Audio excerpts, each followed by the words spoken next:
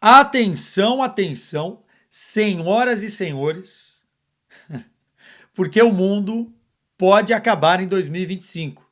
Estou tenso.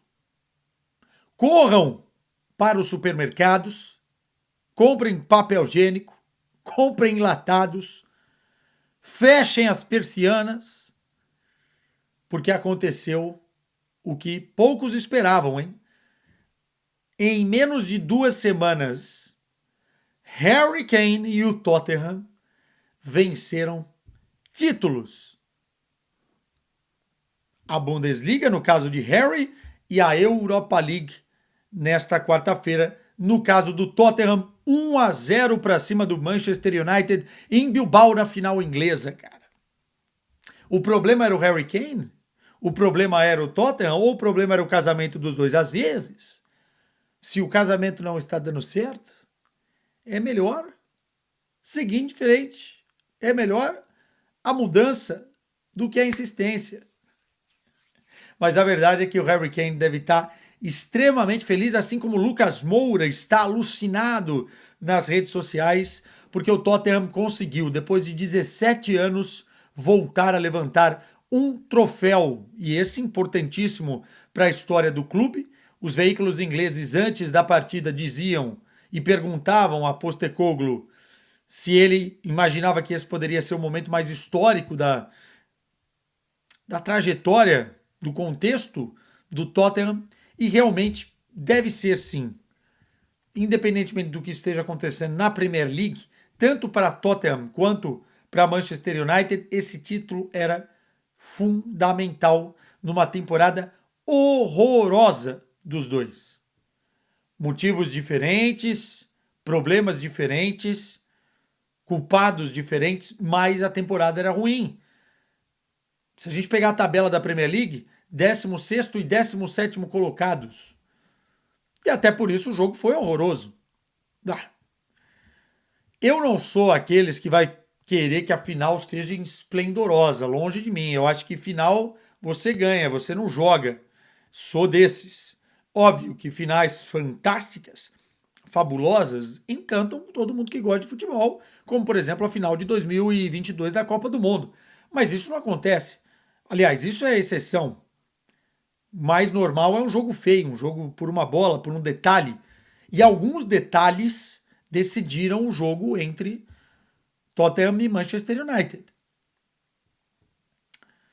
É o título de Pedro Porro, de Postecoglou, de Richarlison também, depois de uma temporada tão incerta e insegura, de Son, que passou tanto tempo esperando um título, junto com o seu parceiro Harry Kane, e mesmo sem condições físicas, entrou em campo e comemorou e é campeão com o Tottenham, levantando a taça. De Van de Ven, de Vicário. É um título de um Tottenham valente e organizado na final, sabendo o que queria do jogo. Contra um Manchester United que tentou. Não dá pra gente dizer que o Tottenham jogou mais bola e que mereceu de uma forma ímpar vencer o Manchester United e se sagrar campeão. Pelas chances criadas, especialmente no segundo tempo pelo Manchester United, pelo aquilo que foi o contexto do jogo, era jogar uma moeda para cima e qualquer um que caísse poderia ser campeão. Mas é o que eu falei, jogo de detalhes. O primeiro tempo foi de sangrar os olhos, né? Eu não vou ficar aqui com papas na língua, não. Foi um primeiro tempo, inclusive, coloquei no Twitter, bem a inglesa moda antiga, né? Muita chuveirada, muita bola na área, muito lançamento longo e tentativa de jogar a bola na área. Não tinha uma jogada de triangulação, uma jogada de ultrapassagem, uma jogada de drible, uma jogada de desequilíbrio no corredor central. Não tinha um chute de fora da área. E isso foi um dos méritos do Tottenham, porque eu acho que o Tottenham conseguiu impedir que o Bruno Fernandes fosse o homem da verticalização, do último passe e também do bom chute, né, do bom remate que a gente conhece já do Bruno Fernandes. E o Manchester United teve alguns jogadores bem abaixo.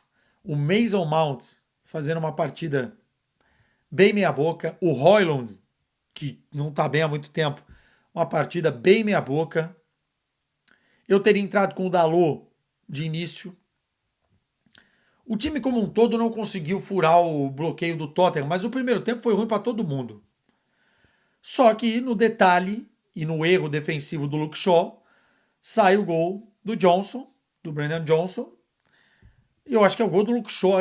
Eu não vi muito bem se o Johnson consegue tocar por último, mas ele defende muito mal, né? Primeiro que o cruzamento sai com uma facilidade da esquerda para o meio muito, muito grande. E depois o Shaw deixa o Johnson chegar inteiro. Essa bola você precisa estar na frente, precisa antecipar, precisa desequilibrar sem fazer falta, óbvio que está dentro da área, o oponente, e sai o gol. E a hora que sai o gol, eu já sabia o que seria o segundo tempo. Todos nós sabíamos. O Tottenham iria baixar suas linhas, iria tentar fazer com que o Manchester United não acionasse aquilo que tem de melhor. Muito do jogo passa pelo Bruno Fernandes ou pelos alas. E eu também achei que no segundo tempo o Rubem Amorim demorou para mexer, né? Só a partir dos 70 minutos que ele começa a fazer as modificações. E eu acho que o Tottenham conseguiu implementar aquilo que queria em vários momentos do segundo tempo. Faltou um pouquinho ter mais qualidade e tomada de decisão certa no contra-ataque, porque senão o Tottenham poderia ter feito o 2-0. Mas essa foi a proposta. E o Manchester United foi pro abafa. E aí teve vários detalhes, várias chances. Primeiro o lance do Van de Ven, que eu acho que vai ter gente tatuando o Van de Ven em cima da linha, dando uma espécie de bicicleta para cortar numa bola que o Vicário vai mal, sobra, o Manchester United consegue fazer o remate, não é um remate muito forte, e o Van de Ven salva. Teve uma cabeçada do Bruno Fernandes, teve um outro lance do Garnacho, que entrou fazendo o que poderia fazer, sendo mais individualista do que outra coisa, mas criou ali, gerou algum pânico pelo lado do direito da defesa do Tottenham. Teve nos momentos finais a cabeçada do Luke Shaw e uma defesaça do Vicário. Teve uma bicicleta no último lance do jogo do Casemiro. Mas a verdade é que o Manchester United ficou preso em aquilo que é a tônica da temporada, falta de repertório e que às vezes vai mais no coração do que propriamente foi assim na trajetória da Europa League do que propriamente na qualidade. E o Tottenham esperando que nada acontecesse. Foi um jogo feio, mas é um jogo importante, muito importante para os dois lados. O Tottenham volta a vencer, pode ter sido a garantia que o time precisava para manter o Postecoglou na próxima temporada. Eu gosto do trabalho do Andy, mas no final das contas, futebol é muito resultado e a temporada é horrível. Eu gosto da postura dele em algumas coletivas. Eu acho que o problema do Tottenham nunca foi o treinador propriamente dito. Algumas vezes sim, mas passou por lá Mourinho, passou por lá Pochettino, passou por lá o Conte. Pochettino foi bem até. Passou tanta gente por lá e ninguém conseguia acertar aquilo. Até que o Postecoglou consegue um título. Não dá para dizer que é um título com um time azeitado, acertadinho. Não, mas é um título. E o título que a torcida tanto queria. Bonito ver as imagens das arquibancadas do São Mamé com gente chorando, com o torcedor inglês provavelmente muito embriagado, comemorando. Molecada nova, molecada mais velha, uma geração inteira sem ver um título do clube. Depois de perder a final da Liga dos Campeões em 2019, volta a uma final europeia e vence. Para o Manchester United, é um grande ponto de interrogação. Obviamente que eu espero que o Rubem Amorim fique para a próxima temporada para ele montar um time à imagem e às características do que ele quer. Foi um cara que bateu na mesa e foi ousado em não mudar suas características, mesmo com o time não conseguindo se adaptar em muitos momentos, em alguns sim, mas em muitos não, mesmo com o time não conseguindo fazer o que ele pedia, por conta da característica dos jogadores. Nós tivemos bons momentos desse Manchester United até aqui. Então eu acho que vale o voto da confiança para a próxima temporada. Mandar o Rubem Amorim embora não soluciona em nada o problema do Manchester United, pelo contrário, porque a próxima, já está sendo preparada com as ideias e contratações pedidas pelo Rubem Amorim. Mas é uma temporada de muita frustração para o torcedor e talvez estar perto do céu faça com que a tua queda, em termos do que foi a tua expectativa, seja ainda maior. E o United esteve perto do céu em conquistar uma Europa League numa temporada de muitos problemas, muitas mudanças e que realmente frustra o torcedor. Parabéns ao Tottenham, parabéns ao torcedor do Tottenham.